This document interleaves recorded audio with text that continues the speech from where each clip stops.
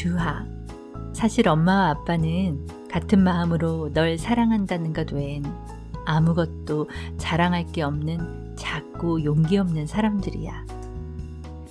내 자신이 너무 중요해 나를 넘어선 사랑을 해본 적이 없는, 내 지식이 너무 확고해서 더 이상 남을 받아들이지 못했던, 내 경험을 너무 의지하고 있어서 이토록 자유롭지 못했던, 안전한 일상과 소심한 평화만을 수호하던 그런 사람들이었지.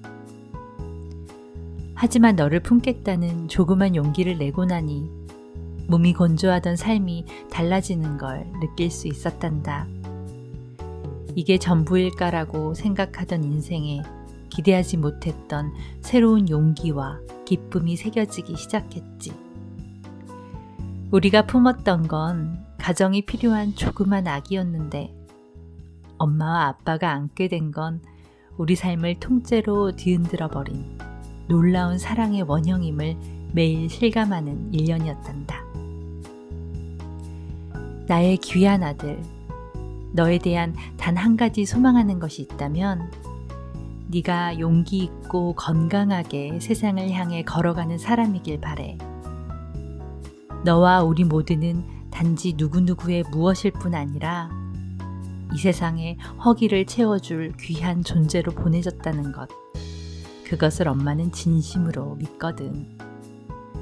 너와 함께 살아갈 그 많은 기쁜 날들에 미리 감사하며 오늘도 열심히 인생을 사랑할게.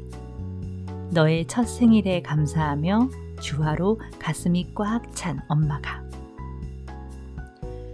네, 오늘은 엄마가 아들에게 보내는 편지로 방송을 열어보았어요. 구절구절 공감하는 부모님들이 참 많으실 텐데요.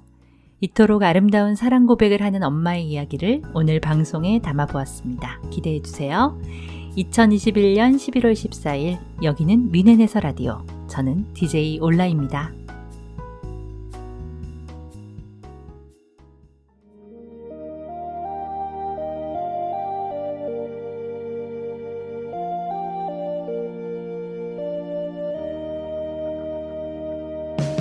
나 이제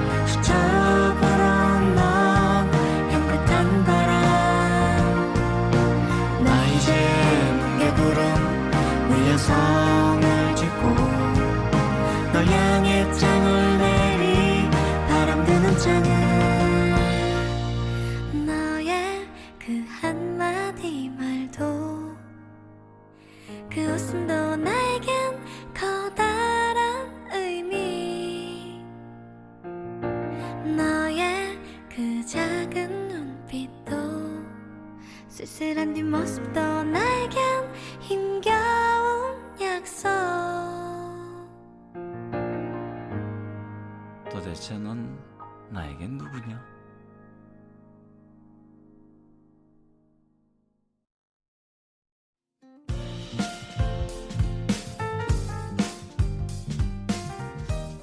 위넷에서 라디오 세 번째 시즌 Refresh with Mila.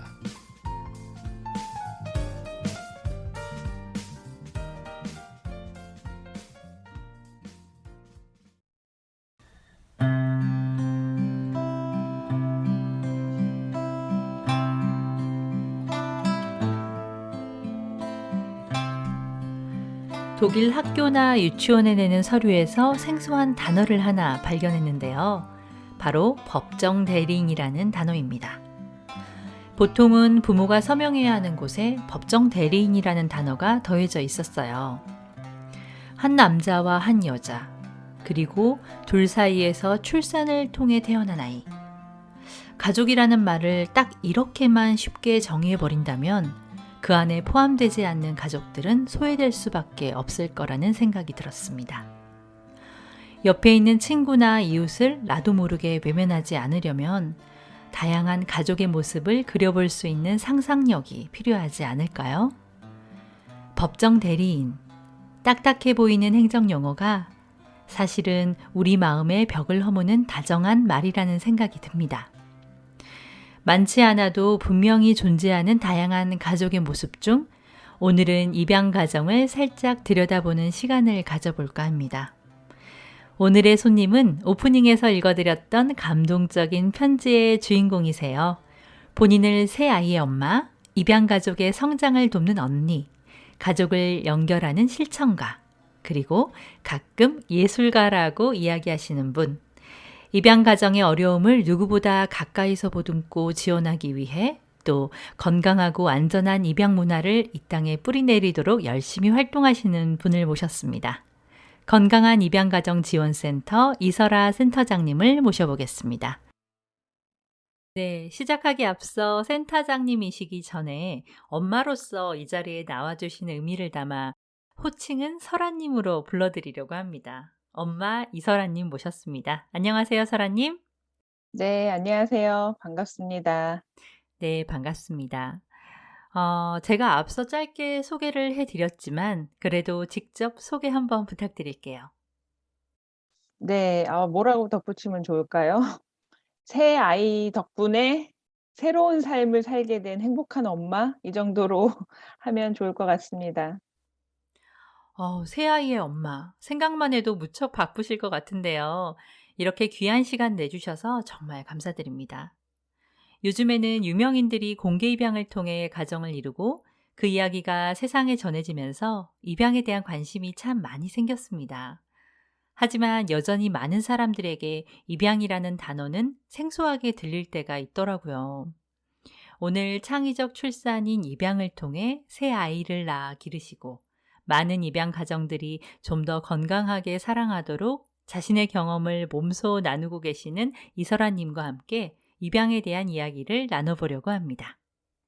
네, 입양 가정의 여러 살아있는 이야기를 좀 전달해 보도록 해 보겠습니다. 네, 그러면 질문을 차근차근 드려보겠습니다.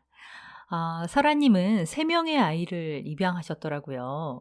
3명이나 되는 아이를 입양하고 기르는 과정이 그렇게 쉽지는 않았을 것 같아요. 어떻게 입양에 대한 마음을 가지게 되셨는지, 또 어떻게 실천하게 되셨는지 들어보고 싶습니다. 네, 첫 입양은 사실 아주 단순한 동기였어요. 남편하고 같이 딩크족으로 살고 싶다가 몇 년이 지나니까 사실 부부의 삶이라는 게 좀 지루해지기도 하고 부모가 되고 싶다는 마음이 생기더라고요.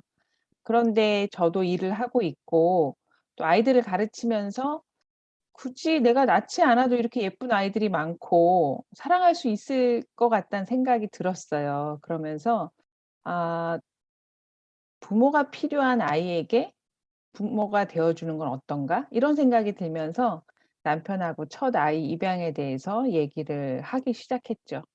근데 남편이 또 신기하게 그 부분에 대해서 별로 어렵지 않게 동의를 해 줬어요. 그래서 첫 아이를 신생아 남자아이로 입양하면서 저희한테 입양의 문이 이제 활짝 열리게 됐죠. 제 생각에는 그 첫 아이가 그다음 두 번째, 세 번째 입양으로 예 가는 문을 잘 열어준 것 같아요. 그렇게 한 명만 잘 키우다가 아이가 인제 '형제가 또 필요하겠다.' 생각이 들었고 또 지내다 보니까 이렇게 신생아 말고 좀 나이가 있는 아이들은 입양이 잘 안 된다는 얘기를 들었어요. 그래서 우리 아들한테 누나도 만들어 주고 싶고 또 그런 아이에게 '기회가 좀 있으면 좋겠다.'라는 생각에 5살 된 누나를 입양하게 됐습니다. 그러면서 또 엄청 같이 살아내느라 좀 고생을 했죠. 그런 시간이 지나고 나서 정말 저희는 남매 기르면서 끝날 줄 알았어요, 저희 부모의 역할이. 그런데 우연한 기회에 다시 저희 아들이 되려고 셋째 막내랑 만날 기회가 생기면서 네 13 개월 된 아들을 다시 입양을 하게 됐습니다. 그래서 정신 차리고 보니까 아이가 셋 이나 늘어나 있더라고요. 네 그렇게 세 남매의 엄마가 되었네요. 네. 정신 차리고 보니까 아이가 셋이라니 그 부분에 정말 깊은 공감이 됐습니다. 그런데 아이들이 설아님 가정에 온 순서가 첫째, 둘째, 셋째 순서가 아니었네요. 나이 순서대로 입양해야 된다는 것도 고정관념이었다는 생각이 들었습니다. 음, 사실 요즘에는 연예인들이나 유명인들이 입양으로 가족을 이루는 모습을 방송이나 강연을 통해 많이 공개하잖아요. 여러 매체 덕분에 입양에 대한 사람들의 인식이 많이 바뀌어 가고 있는 건 사실이지만, 그럼에도 불구하고 앞서 말씀드린 것처럼 여전히 입양 가정이나 입양인에 대한 편견이 많은 것 같습니다. 저희가 입양 가정과 입양인들을 이해하는 데 도움이 되도록 고정된 생각과 기울어진 시선을 깰 수 있는 말씀 한마디 부탁드립니다. 네. 예전에 비해서는 입양에 대한 부정적인 편견은 좀 많이 줄어들었다고 저는 생각을 해요. 공개 입양 가정들이 긍정적인 모습, 잘 살고 있는 모습들을 많이 보여주셨기 때문에 입양에 대한 기울어진 편견이 그래도 많이 균형을 잡고 있다고 생각하는데 그래도 여전히 입양에 대한 환상도 존재하고 또 입양에 대한 편견이 존재해서 이것들에 대해서는 늘 너무 양극단의 이야기가 늘 미디어를 통해 나가는 것이 원인이지 않을까 저는 그런 생각이 들거든요. 입양에서 부정적인 편견이 가장 큰 고정관념이라고 생각했는데, 미디어를 통해 비춰지는 입양에 대한 환상이 더 큰 고정관념이네요. 그런 생각은 정말 못 해본 것 같은데요. 어쩌면 편견과 환상은 동전의 양면 같은 것일 수도 있겠다는 생각을 지금 해봤습니다. 네, 설아님, 좀 더 나누고 싶으신 말씀이 있으실 것 같아요. 어 입양을 한 부모님은 굉장히 선하고 대단하다는 그런 예 인식이 있죠. 그것도 저는 하나의 환상이라고 생각하고요. 또 한 아이를 집으로 데려와서 우리가 품으면 아이의 인생은 금세 바뀔 거고 너무나 행복해질 거다. 우린 그런 가정을 꾸릴 수 있을 거다라고 너무 쉽게 믿는 것도 입양의 환상일 수 있고요. 아니면 반대로 아이를 열심히 사랑으로 키우고 있지만 '아 과연 자기가 낳지 않았는데 진짜 사랑할 수 있겠어?' 이렇게 보는 눈도 여전히 존재하고 혹은 다 크면서 아이들이 성장기에는 누구나 말썽도 부리고 방황도 하고 이러잖아요. 근데 그런 모습을 볼 때 뭔가 입양 아동은 더 나쁜 피를 가졌거나 나쁜 어떤 유전자가 있어서 '더 큰 문제를 일으키는 거 아닌가.' 하는 불안감 이런 것도 여전히 존재하는 것 같아요. 근데 이 모든 것이 저는 아까도 말씀드렸듯이 늘 입양에 대해서 너무 극단적인 이야기만 방송에서 다뤘기 때문에 아주 지극히 선하고 아름다워 보이는 대단한 어떤 느낌이 드는 입양 가정의 모습 혹은 사건 사고가 났을 때만 또 드러나는 입양 가정의 모습 이런 이야기만 늘 듣기 때문에 평상시 삶이 어떻게 이어지는지 그리고 그들은 예 어떻게 부모 자녀로서 또 가족으로서 일상을 살아가는지 이런 이야기는 거의 담장을 넘지가 않는 거죠. 그래서 저는 그런 이야기가 더 많이 세상에 전달이 되어야 된다고 생각해요. 그래서 그런 글을 쓰려고 노력하는 것 같아요. 네, 그래서 설아님의 글에 진심이 묻어났었나 봅니다. 맞아요. 말씀을 듣고 생각해 보니 미디어에서 접할 수 있는 모습은 그 두 가지밖에 없었던 것 같아요. 사랑이 넘치는 가정 아니면 사고가 벌어진 가정이요. 어떻게 보면 미디어가 특성상 참 극단적으로 결론 지어 버린다는 생각이 또 듭니다. 스스로 잘 분별해야겠죠. 설아님의 글이 입양에 대한 균형을 맞춰주는 소중한 지표가 될 것 같다는 생각도 더불어 해봅니다. 네. 오늘 이 라디오 방송을 통해 들려지는 입양 가정의 진솔한 이야기가 우리 청취자분들의 마음의 담장을 꼭 넘었으면 좋겠네요. 그런 차원에서 입양 가정에 대한 현실적인 질문을 하나 해볼까 하는데요. 설아님의 책이나 칼럼, 페이스북 등을 보니 공개 입양의 중요성에 대해 참 이야기가 많이 나오더라고요. 예전에는 입양을 하게 되면 입양 사실을 숨기고 친생 자녀처럼 키우는 경우가 많았잖아요. 그런데 설아님께서는 공개 입양으로 모든 것을 공개하셨죠. 공개 입양을 추구하시는 이유가 있을까요? 음. 예전에는 아이가 상처받을까 봐 이것을 말하지 않는 게 좋겠다. 혹은 그 얘기를 하는 부모 자신이 또 상처를 받거나 불편하거나 두려우니까 얘기를 안 하시는 경우들이 있었죠. 지금도 간혹 그런 결심을 하시는 분들도 있는 것 같아요. 그런데 가족 관계라는 게 진실에 기초해서 관계를 맺어가는 거하고 어떤 사실을 계속 감추고 그걸 은폐하기 위해서 지속적으로 긴장하면서 살아가는 거하고는 엄청난 차이라고 생각을 하거든요. 어 그런 긴장감을 가지고 살아가는 커가는 아이와 나의 역사의 어떤 부분이라도 이 가족 안에서는 문제될 것이 없고 그것을 다 알면서도 내 옆에 이 가족이 있고 나란 사람이 여기서 아주 귀중한 존재로 살아간다는 것. 그 자체가 아이는 자신의 역사를 알 권리도 당연히 잘 보장받으면서 나란 사람에 대해서 완전히 알게 되는 거죠. 다 자란 성인 입양인들이 그런 얘기를 많이 하는데요. 입양 부모님이 아무리 나를 사랑한다고 해도 나의 역사를 왜곡하거나 인제 삭제하거나 그렇게 해서 숨길 권리는 없다라고 얘기를 해요. 아무리 아픈 과거라도 아니면 나의 역사라도 나는 알고 싶으니까 알려 달라고 얘기를 하거든요. 그래서 그 내용과 상관없이 인간은 누구나 다 자기 완전히 알고 싶어 하잖아요. 내가 누군지, 난 어떻게 지금에 이르렀는지. 그것을 명확히 아는 게 아이들로서는 자아 정체감도 분명하고 지금 가족의 의미를 더 정확히 새기면서 아이들이 자라나기 때문에 네 공개 입양은 너무나 중요한 부분인 것 같아요. 네, 아이를 위해서도 가정을 위해서도 공개 입양의 여부는 정말 큰 테마인 것 같아요. 아이의 존재를 있는 그대로 받아들여 주는 것이 우리 부모들의 역할이 아닌가 싶습니다. 최근에 아이를 학대한 그 양부모는 대체 왜 입양했을까라는 제목의 칼럼을 쓰신 것을 보았는데요. 민감할 수도 있는 부분이지만 많은 분들께 전하고 싶으신 이야기가 있을 것 같아 조심스럽게 질문을 드려봅니다. 오래되지 않는 일이죠. 아직도 이름을 들으면 마음이 너무 아픈, 많은 사람들을 분노하게 했던 입양아동 학대 사망 사건이 있었습니다.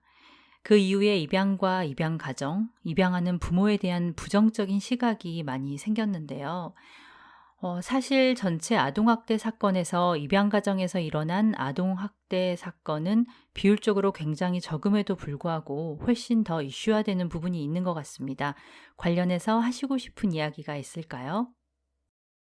네. 아무래도 입양 가정은 소수 집단이다 보니까 어떤 미디어에서 다뤄지는 모습에 굉장히 영향을 많이 받을 수 있죠. 그리고 외부의 분들이 '아 정말 입양 가족은 저런가?'라고 쉽게 생각하실 수도 있을 것 같은데 그것은 곁에서 입양 가정의 삶을 지켜보시는 분들이라면 그렇게 쉽게 판단하고 쉽게 뭐 비난을 하시지는 않을 거라고 생각해요.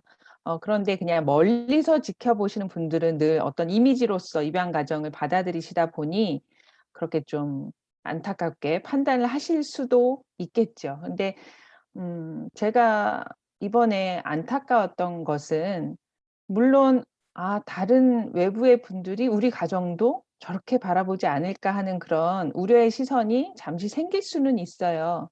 그렇긴 한데 어 저는 그런 사건이 벌어졌을 때 그것이 그냥 입양 부모 개인만의 문제라고는 생각하진 않거든요. 그러니까 그런 일이 벌어지기까지 쭉 이어져 온 오랜 연결고리 혹은 입양의 불완전한 시스템 모두가 다 여기서 고민되어지고 새롭게 어떻게 바꿔갈까를 내부에서 같이 고민하고 그다음에 목소리를 내는 게 좀 필요하다고 생각하는데 지난 사건 때는 그런 논의나 고민 없이 바로 그게 그냥 '우리에 대한 편견으로 강화될까.'에만 너무나 반응하면서 "입양은 죄가 없다." 이렇게 성명서를 내신 단체를 보면서 좀 마음이 많이 안타깝더라고요. 그러면 지금의 입양이 정말 완전한 시스템인가? 누구나 통과해도 안전하게 아이를 잘 기를 수 있게 잘 가이드하고 있나? 그렇게 봤을 때 전혀 저는 그렇지 않다고 보거든요. 그래서 어떤 허술한 입양 절차 그리고 지금껏 입양 부모하면 아까도 말씀드린 그 선하고 대단하고 뭔가 이 사회에서 정말 아름다운 역할을 하는 그런 모습으로 계속 조명됐던 것이 그런 것을 꿈꾸는 분들이 입양으로 들어오게 했다고 저는 생각을 해요. 그리고 그런 분들이 그런 환상을 내려놓고 부모가 될 만큼 중간에서 걸러지거나 교육되거나 훈련되어지지 못한 현재의 시스템도 같이 그런 사건이 일어나게 만드는 데 영향을 미쳤다고 생각합니다. 그래서 어 그런 사건이 일어난 건 너무 안타깝고 그로 인해서 입양 가정이 불필요한 시선을 받는 것은 너무 슬픈 일이지만 그것이 반복되지 않으려면 진짜 이 시스템을 더 보완하고 더 준비시키는 그런 과정이 저는 필요하다고 생각해요.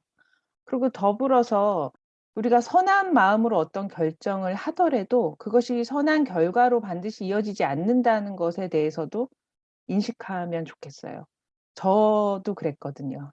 제가 두 번째로 지금의 큰딸을 입양할 때 정말 저도 선한 마음이었거든요. 기회가 더 없는 아이에게 엄마가 되어 주고 싶었고 진짜 그 아이를 보면 안타까운 마음이 있었고 또 나는 잘할 수 있을 거라고 생각했고 그러나 막상 만나서 같이 살아내면서 그것이 너무나 어려운 일이고 의도가 선했다고 해서 결과가 반드시 선하지 않을 수 있다는 것을 제가 경험을 했어요. 그리고 지금 제가 만나러 다니는 많은 위기의 입양 가정 역시 비슷한 과정을 경험하고 있고요.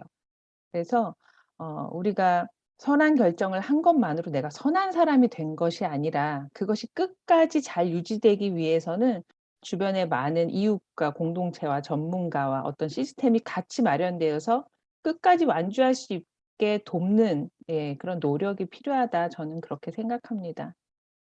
네, 맞아요. 입양 가정의 어려움은 개인의 문제로 치부될 것이 아니라 입양 시스템과 사회의 시선 등 여러 가지가 복합적으로 맞물려야 한다는 생각이 듭니다. 풀어나가야 할 것들이 한두 개가 아니네요. 우리 설아님, 센터장님으로서 어깨가 참 무거우실 것 같습니다. 아까 두 번째 아이, 큰따님을 입양하시면서 느꼈던 감정을 잠깐 언급해 주셨죠.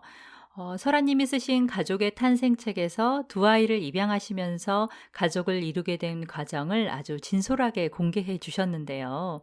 그 후로도 새 자녀가 된 설아님의 가정 이야기를 계속해서 공유해 주고 계시잖아요. 덕분에 입양 가정의 실생활을 들여다보면서 몰랐던 것을 또 알게 되고 여러 가지로 도움받으시는 분들 참 많으실 것 같아요. 그렇지만 이렇게 일상을 가감 없이 공개할 때는 그만큼 많은 고충도 있을 것 같다는 생각이 듭니다. 말 한마디 삶의 어떤 부분이나 선의로 하고 있는 활동의 단면이 오해를 받는 경우도 생기지 않을까 조심스럽게 짐작해 보는데요.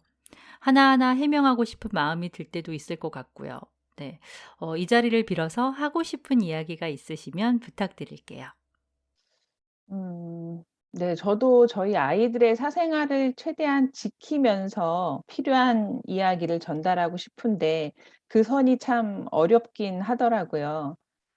그런데 제가 꼭 글로 남기는 이야기들은 주로 입양 가정에서 좀 알았으면 하는 우리 아이들이 이런 감정이 있고 이런 과정을 통과하는데 이럴 땐 부모님들이 좀 세심하게 잘 반응해 주시길 바라는 마음에서 주로 입양 말하기를 하거나 아이가 어떤 입양과 관련된 어떤 생각이나 표현을 했을 때 그걸 어떻게 잘 나눴는지 이런 이야기는 꼭 올리려고 해요. 그러다 보니 제 글을 읽으시는 분들은 '입양 가족은 맨날 저런 이야기하나? 입양 아동은 맨날 입양 말하기 하고 저 애도를 통과하나?' 이런 생각이 드실 수도 있겠더라고요. 사실 1년 전체로 보면 그런 날은 뭐 열흘이나 되겠어요? 그냥 평범하게 똑같이 잘 살다가 문득문득 한 번씩 아이들은 그것이 건드려질 때 그것을 인제 편하게 표현을 하는 거고 저는 그것을 글로 남기는 건데 그래서 '아 이걸 쪼끔 더 균형을 맞추려면 일상의 편안한 이야기도 더 많이 써야겠다.' 이런 생각에 네 여러 가지 균형 있게 쓰려고 하고 있습니다. 네. 앞으로의 설아님의 이야기에 저희도 뒤에서 조용히 응원해야겠다는 생각이 듭니다. 설아님 글이 진솔해서 그런지 어떨 땐 읽다가 마음이 아프고 또 어떨 땐 같이 마음이 따뜻해지고 하던데요. 이렇게 이야기를 나눠보니 글을 읽을 때랑은 또 다른 느낌이 있는 것 같습니다. 네, 그런데 우리 설아님께서 개인적인 삶을 나누고 계시는 것 외에 또 건강한 입양가정 지원센터의 센터장으로 계시잖아요. 그래서 일 얘기를 잠깐 해볼까 합니다. 센터는 어떤 일을 하는지 참 궁금한데요. 운영하고 계신 프로그램이 있으시면 소개를 한번 해주시겠어요? 네네. 저희 건강한 입양가정 지원센터에서는 그동안은 예방적인 교육을 주로 많이 해 왔어요. 왜냐하면 입양 부모님들이 입양을 진행하고 입양 절차를 마치기까지 준비 과정에서 사실은 깊이 있는 입양 교육을 받고 들어오시는 게 아니었거든요, 그동안은. 그러다 보니 아이랑 살다 보면 생각지 못한 어려움을 겪게 되고 이럴 땐 어떻게 해야 되는지 전혀 방법을 모르시는 경우가 많은 거예요. 그래서 부모님들을 대상으로 하는 입양 말하기 교육이라든가 아이의 감정 읽어주는 것, 또 아이의 기질을 알고 어떻게 잘 양육할지 이런 부분에 대해서 교육들을 주로 많이 했었는데 최근에는 이런 교육만으로 충분하지 않을 만큼 가정의 위기를 경험하시는 입양 가정이 또 많아진 거예요. 그래서 이런 위기 입양 가정을 직접 집으로 찾아가면서 그 가족의 현재 당면한 어려움을 같이 해결하고 다시 그 가족이 좀 튼튼히 세워질 수 있도록 지원하는 그런 일을 더 많이 중점적으로 하고 있어요. 입양을 하기 위해서는 준비할 것이 참 많다는 건 알고 있었지만 실제로 입양 가정으로 살아가면서 생기는 어려움은 상상해 보지 못한 것 같습니다. 센터가 정말 큰일을 하고 있네요. 음, 입양 선배님으로서 입양을 꿈꾸는 부모님들에게 당부하고 싶은 이야기나 부탁이 있다면 또 한 말씀 해주세요. 네. 입양은 그 현실의 삶이라는 것을 꼭 말씀드리고 싶어요. 입양을 꿈꾸시는 분들은 처음에 어떤 한 아이, 내가 어떤 아이를 품고 싶고 그 아이에게 가족이 되어 주면 아이가 얼마나 예쁘게 잘 자랄까, 얼마나 행복해질까 이런 꿈들을 많이 꾸시죠. 그리고 그것은 사실이에요 정말. 가족의 사랑을 받으면서 아이는 꽃피고 결국 행복하게 잘 자랄 건데 그렇게 되기까지의 과정이 아주 간단하지도 않고 수월하지 않을 수도 있다는 것. 왜냐하면 가족이 된다는 건 가장 내밀한 부분을 다 드러내고 서로의 상처를 끌어안을 만큼 가까이 있는 사람들이기 때문에 가장 아픈 부분을 공유하는 이들이기도 하잖아요. 그래서 우리에게 오는 아이는 우리가 생각한 것과 다른 아이일 수 있다는 것. 네. 내가 생각하는 그냥 2살의 아이라고 해서 그냥 평범한 2살의 아이가 아니라 그 2 년간 아이는 내가 상상하지 못한 많은 경험을 하고 오는 거거든요. 그래서 그 아이가 자신의 역사를 가지고 우리한테 올 때 아이가 어떤 경험을 하고 왔든 지금의 가정에 잘 뿌리 내릴 수 있도록 부모가 잘 돌봐줘야 되는데 그러려면 어떤 기대를 좀 현실 수준으로 많이 낮추시고 네 아이를 잘 관찰하고 아이의 필요를 채우는 부모로서 준비를 좀 많이 해 주십사 그런 말씀을 드리고 싶어요. 그래서 아이를 그려야 할 스케치북으로 보지 말고 읽어야 할 책으로 봐 주세요. 이런 말씀을 많이 드리는데요. 내가 어떻게 잘 그려야지 이 아이는 인제 우리 집에 데려와서 너무나 예쁘게 꽃피게 그려야지라고 생각하시면 아이가 원래 가지고 태어난 것, 이전에 경험한 것들이 무엇인지 잘 안 보이시거든요. 근데 아이를 읽어야 될 책이라고 생각하면 이 아이는 원래 정말 나와 다른 기질, 성격, 뭐 재능, 강점 이런 걸 가지고 이미 태어난 아이고 또 이전의 경험으로부터 벌써 많은 것이 형성된 아이가 올 수 있거든요. 그래서 그 아이를 최대한 있는 그대로 받아들이는 노력은 아이를 읽으려고 하는 그런 자세부터 필요한 것 같아요. 그래서 입양 부모님들이 그렇게 좀 더 아이 중심으로 고민하시고 준비하시면서 입양 안으로 들어오시면 훨씬 더 행복한 가정으로 가는 길이 빨라지지 않을까 생각합니다. 아이를 읽어야 할 책으로 봐달라는 말씀, 아이를 아이 그대로 인정해주고 아이의 필요를 채워주는 부모로 역할을 하라는 이야기, 정말 좋은 말씀입니다. 그런데 입양에 대해서 마음은 열려 있지만 입양 부모의 삶을 선택하는 것이 어려워 용기를 내지 못하는 경우도 있을 것 같아요. 안타깝게도 친생 부모가 직접 키우지 못한 아이들 중에서 입양되는 아동의 비율은 높지 않는 걸로 알고 있는데요. 우리가 이 아이들을 위해 할 수 있는 일이 있을까요? 여건이나 상황상 입양을 선택할 수는 없어도 양육자가 없이 자라는 아이들을 향한 마음이 있는 분들께 어떻게 아이들을 도울 수 있는지 구체적으로 실천할 수 있는 방법이 있다면 좋을 것 같아요. 네. 맞아요. 입양이 아니더라도 또 한 아이의 삶에 이렇게 들어가는 방법들은 있으니까 흔히 보육시설에서 자라는 아이들이 다 입양 대상 아동이라고 생각하시는 경우가 많아요. 그런데 사실은 그렇지 않거든요.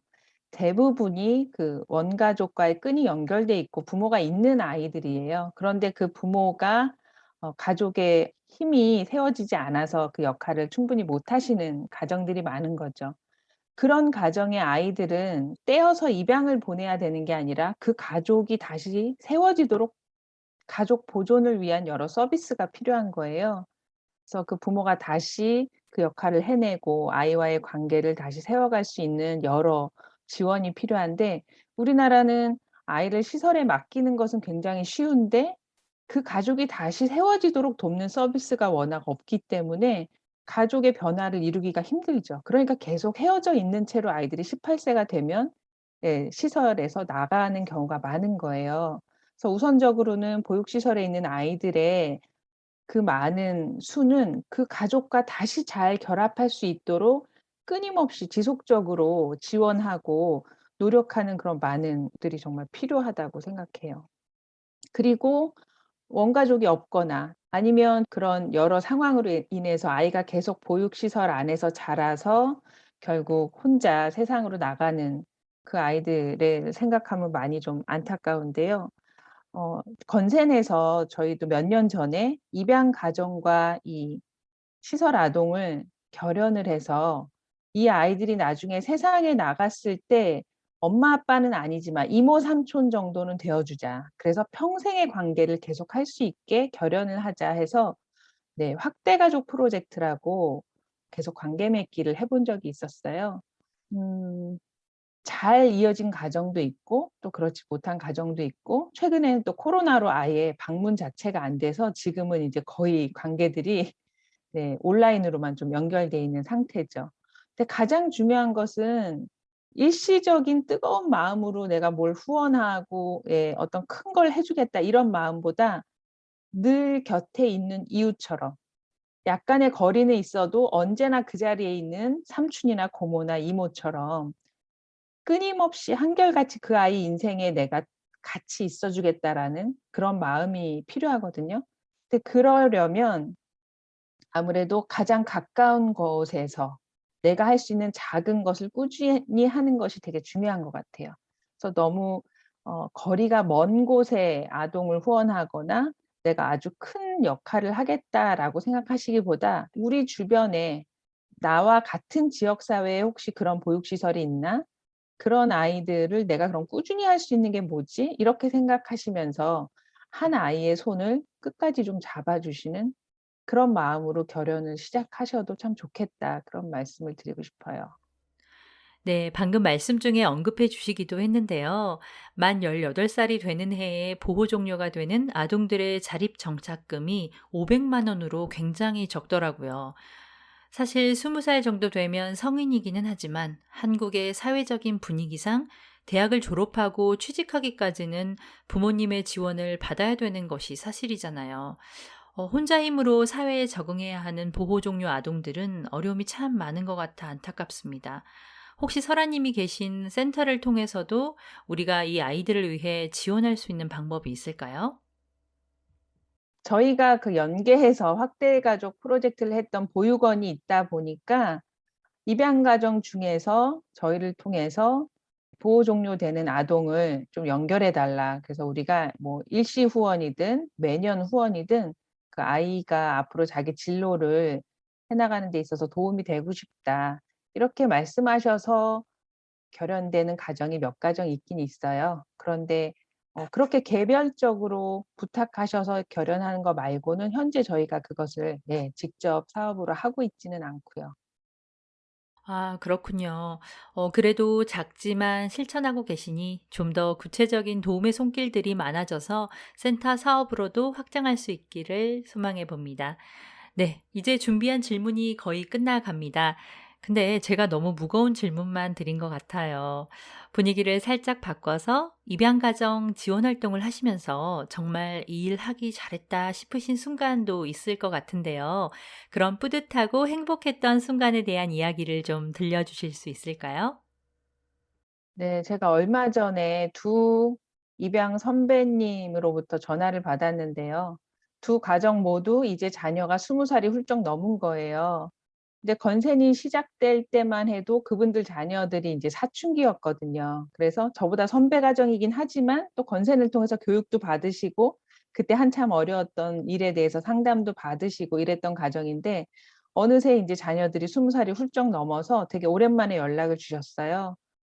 그런데 너무 감사하게 두 가정 모두 그 아이들이 자기 몫을 잘 하면서 그 청년기를 보내고 있고 이 어머님들도 그 시간을 정말 너무 잘 통과해 오신 거예요. 제가 그 위기 가정 지원을 위해서 매번 어려운 가정들을 만나다 보니까 사실 마음이 되게 아프고 지칠 때가 많이 있잖아요. '아 또 한 가정이 이렇게 또 해체되려나? 또 한 아이가 보호가 끝나게 되는 건가? 이렇게 헤어져야 되나?' 막 이런 어려운 문제로 매번 스트레스를 받다가 정말 든든한 선배님들이 전화를 주셔서 결국 그 어려운 과정을 정말 터널처럼 통과했다는 그 얘기. 근데 그 통과하는 데는 다른 게 없더라고요. 오로지 인내하는 거예요 정말. 부모의 자리를 이탈하지 않고. 내가 끝까지 이 아이 곁에서 엄마의 자리를 지키겠다는 그 결심. 어 외부의 편견에 대해서 이렇게 강력하게 대응하는 것 이상으로 내부의 이 혼란에 대해서 훨씬 더 강력하게 버티시는 힘으로 그 시간을 지켜내신 분들의 얘기를 듣는데 너무 감격적이더라고요. 그리고 저한테 혹시 주변에 이렇게 어려운 가정들이 있어서 자조 모임이나 멘토가 필요하면 우리한테 연결해 달라. 제가 인제 그런 가정을 많이 만나는 것을 아시니까 힘이 되고 감사하더라고요. 그래서 야 우리가 참 아이들 커가는 동안은 길이 없는 것 같기도 하고 예 앞에 빛이 안 보이는 것 같기도 하고 해서 참 어렵지만 이렇게 잘 통과하신 선배님들이 든든히 다시 큰 나무처럼 자리를 지켜 주시니까 아 저도 굉장히 위로받고 힐링되는 그런 시간이었어요. 그래서 굉장히 기뻤던 순간이 있었습니다. 네, 그런 전화를 받으셨을 때 정말 힘이 많이 되셨을 것 같아요. 역시 사람의 힘은 사람이죠. 아무리 힘든 순간이라도 그것이 언젠가는 지나갈 수 있는 터널이라는 걸 미리 알고 있다면 희망을 가질 수 있겠죠. 설아님께 그런 든든한 선배님들이 있다는 게 정말 다행이란 생각이 듭니다. 힘든 시기를 겪고 있는 입양 가정의 부모님들께도 힘이 되는 이야기인 것 같아요. 그쵸. 그게 참 아주 가끔 그 어려운 시기를 훌쩍 잘 넘으시는 분들도 만나지만 대부분은 그 적응의 시기가 굉장히 아이 나이만큼 걸린다고 얘기를 하거든요. 그러니 정말 뭐 3년이든 5년이든 막 엄청 고생하시는 거예요. 근데 그때 그 느껴지는 좌절감. 그러니까 내가 입양식이나 해 놓고 아이를 사랑할 수 없다니. 그리고 '내가 이것밖에 안 되는 사람인가.' 이런 절망감이 입양 부모들한테는 더 크게 오는 것 같아요. 왜냐하면 외부에서 드러나는 입양 부모라는 이미지와 실제 내가 마주하는 내 자신의 모습을 알잖아요. 그 괴리감이 더 움츠러들게 만드는 거예요. 그러니까 제가 계속 얘기하고 싶은 건 입양이 어떤 선한 이미지, 그리고 입양 부모가 대단하고 사랑이 많은 사람으로 알려질수록 이런 어려움을 겪는 가정들은 숨어버릴 수밖에 없어요.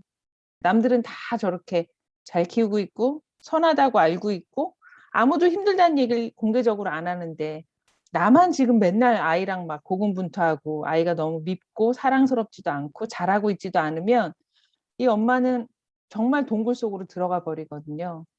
그래서 제가 이런 이야기를 자꾸 하는 이유는 그게 당신만의 실패가 아니라 많은 사람들이 그런 과정을 겪고 있고 그게 끝이 있다. 동굴이 아니라 터널이고 그걸 가본 사람이 있고 도와주는 곳도 있다. 그러니까 언제든지 도움을 요청해도 된다라는 거예요. 그래서 현실적인 얘기를 하게 되는 거고 또 어려운 가정들을 점점 더 많이 만나잖아요. 아이가 클수록 그런 가정을 자꾸 만나게 되니까 이 환상을 좀 깨트리고 싶다는 생각이 좀 많이 있어요. 입양에 대한 이 공고한 환상, 사회가 갖고 있고 모두가 다 꿈꾸면서 들어오는 것을 나라도 좀 균열을 내서 그렇지 않다. 가장 현실적인 기대를 하고 들어와야 실패하지 않거든요. 근데 입양은 여전히 그런 환상을 계속 미디어에서도 드러내고 그러니까 누구도 그런 얘기를 하지 않기 때문에 전혀 현실 감각 없이 들어오시는 거예요.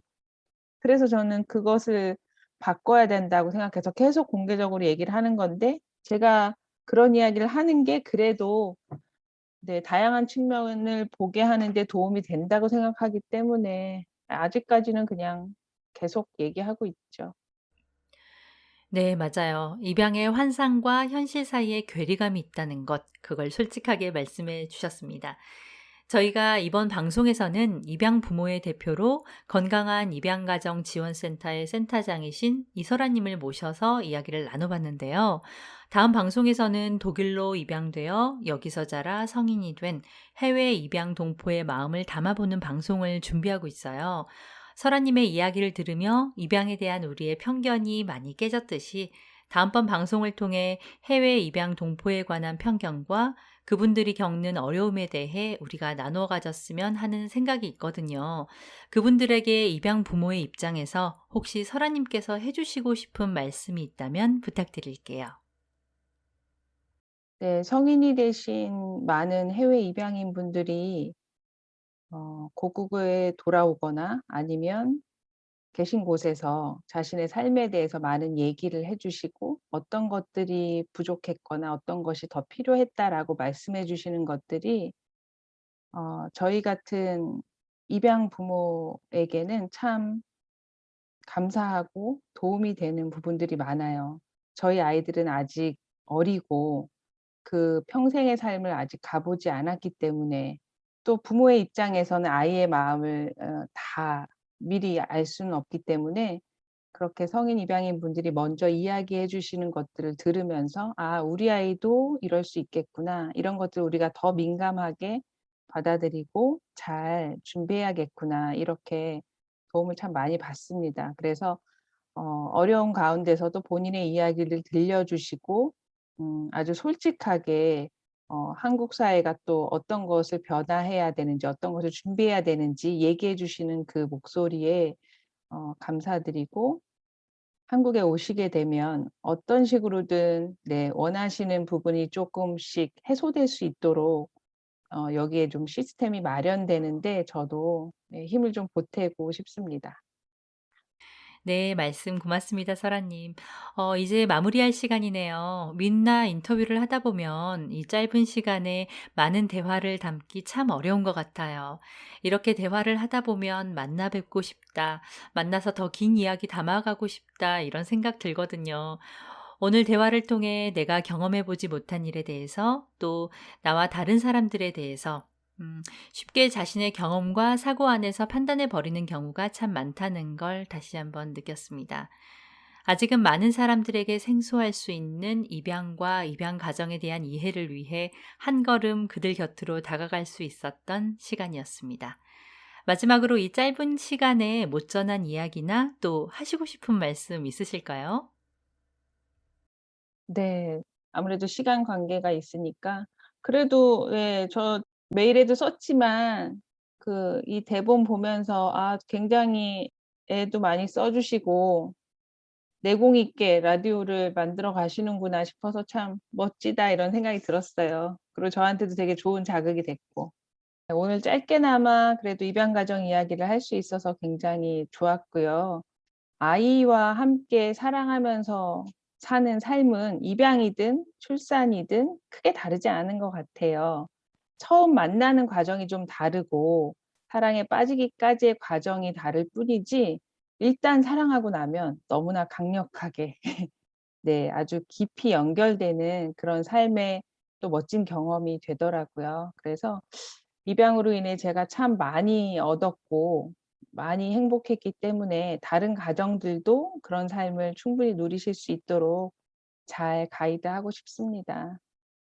네, 설아님 나와주셔서 감사드립니다. 저희도 멀리서만 응원하지 않고 성큼 다가가 함께 걸어가야겠다는 결심으로 이 대화를 마무리하고 싶습니다. 오늘 이렇게 나와주시고 많은 이야기 나눠주셔서 정말 감사드립니다. 네, 감사합니다. 네, 감사합니다.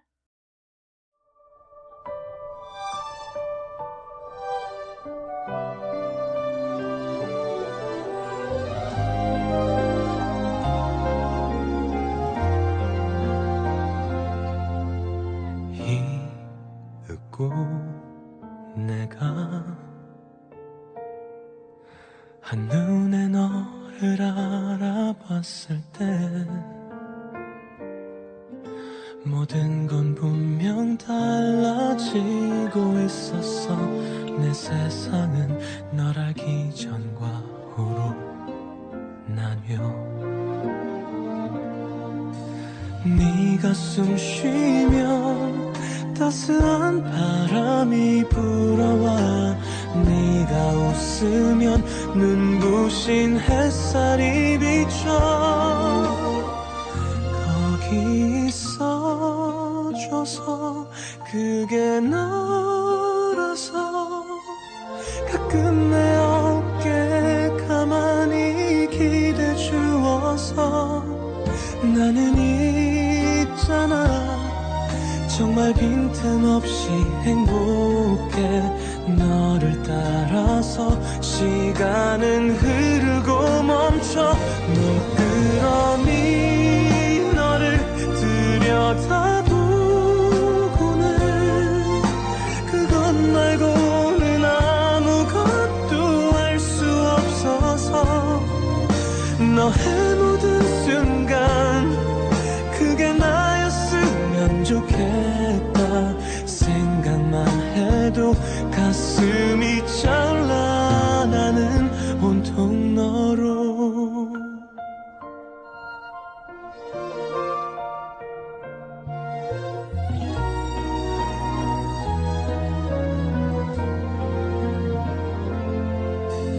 보고 있으면 왠지 꿈처럼 아득한 것 몇 광년 동안 날 향해 날아온 별빛 또 지금의 너 거기 있어줘서 그게 너라서 가끔 나에게 조용하게 안겨주어서 나는 있잖아 정말 남김없이 고마워 너를 따라서 시간은 흐르고 멈춰 물끄러미 너를 들여다보고는 너를 보는 게 나에게는 사랑이니까 너의 모든 순간 그게 나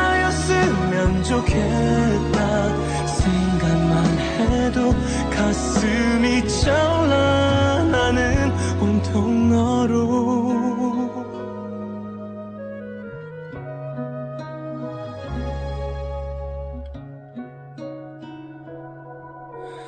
네 모든 순간 나였으면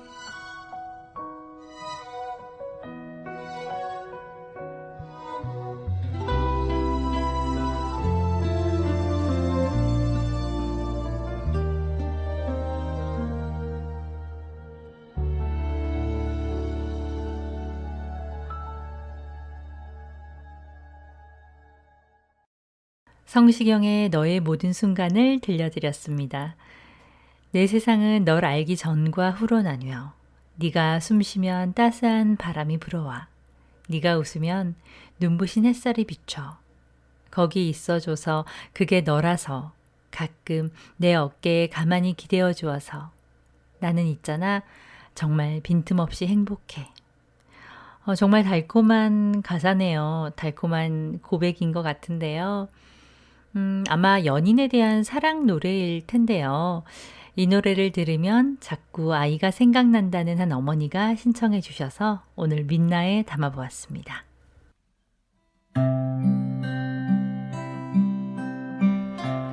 리프레쉬 뉴스. 뿌리에 대한 갈망은 세대나 민족, 국가를 넘는 인류의 본능이 아닐까요? 스스로 결정권을 가지지 못한 어린 시절 혈육을 떠나 머나먼 이국에서 자라야 했던 해외 입양 동포들. 오늘은 그들의 이야기를 전해보고자 합니다. 많은 해외 입양인들은 얼굴도 이름도 모르는 낳아주신 생부모를 찾고 있습니다. 독일에 있는 한국 입양인들과 한인 동포들 사이에 연결고리가 되고자 마음을 모은 단체인 독일 한국 입양인 협회에서는 2,000명이 넘는 제독 한국 입양인들의 가족을 찾아주는 일에 힘을 보태려고 합니다. 지금 방송에 나오는 포스터를 잘 봐주세요. 독일 한국 입양인 협회 홈페이지에 오시면 생부모를 찾는 더 많은 입양인들을 만날 수 있습니다. 더보기에 있는 홈페이지 링크를 눌러 친생 부모님을 찾습니다 캠페인에 동참해 주세요. 여러분의 작은 관심이 누군가 잃어버린 마음의 한 조각을 찾는 데 도움이 될 수 있습니다. 다음은 건강한 입양가정 지원센터에서 전하는 소식입니다. 여러분은 어린 시절의 기억을 얼마나 간직하고 계신가요? 빛바랜 사진과 부모님이 간직하고 계시다 건네신 오래된 물건을 통해 잊고 지내던 생애 첫 기억들을 떠올려 보기도 합니다. 입양인들에게는 생애 첫 기억이 비어있는 경우가 많습니다. 입양아동이 자신의 역사를 알고 생부모에게 자신이 소중한 존재였음을 깨닫게 해주는 소중한 너에게 생애상자. 소중한 너에게는 입양아동에게 뿐만 아니라 입양을 선택한 생부모에게 건강한 이별과 애도를 가이드해주는 도구기도 합니다. 입양아동과 입양을 선택한 생부모에게 연결의 고리가 되어줄 소중한 너에게 프로젝트에 동참해주세요. 당신이 소중한 사람이듯이 세상에 태어난 모든 생명은 소중합니다. 후원 문의는 031-410-0153이나 이메일 consent4unaver.com으로 해주세요. 더보기에 건강한 입양가정 지원센터의 홈페이지 링크로 들어오시면 더 자세한 내용을 확인하실 수 있습니다.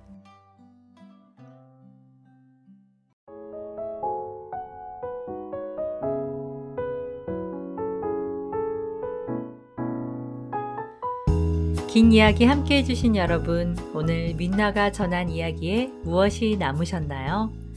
입양에 관심이 없었던 분들께도, 입양에 원래 관심이 많으셨던 분들께도 마음의 작은 씨앗과 같은 사랑이 심겨진 시간이었길 바라봅니다.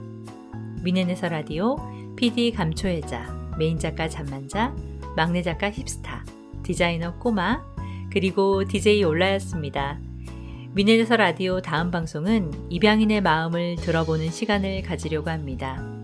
해외 입양 동포들의 마음속 이야기가 궁금하신 분들 11월 28일 다음 방송에서 만나요. 비스발트.